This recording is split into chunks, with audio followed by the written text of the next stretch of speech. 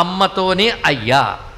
అర్ధనారీశ్వరుడిగా కలిసినట్టు కనబడ్డా విడిగా ఉన్న అమ్మవారు పక్కన ఉన్నారు. అందుకే భజే సగిరిజం త్రియక్షంచ మృత్యుంజయం, శక్తితో తెల్లగా మెరిసిపోతూ ఉన్నవాడు. అప్పుడు అమ్మవారి పేరేంటో తెలుసా? అమృతేశ్వరి. అదే అమృతేశ్వరి, అమృతేశ్వరుడు.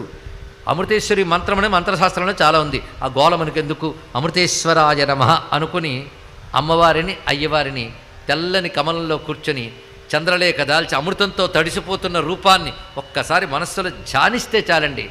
మనలో అకాల మృత్యు, అపమృత్యు, అజ్ఞానాది వికారాలు పోవడమే కాకుండా వివిధ రోగములు కూడా నశిస్తాయి. ఈ ప్రక్రియలు కొంచెం ఈ చెప్తున్న చిట్కాలను మీరు అనుకున్నా సరే ఈ కొద్దిపాటి చేస్తే బాగుంటామండి. పెద్ద పెద్ద హోమాలు యాగాలు చేసేవాళ్ళు చేయనియండి, అవి చేయలేదని బాధపడక్కర్లేదు.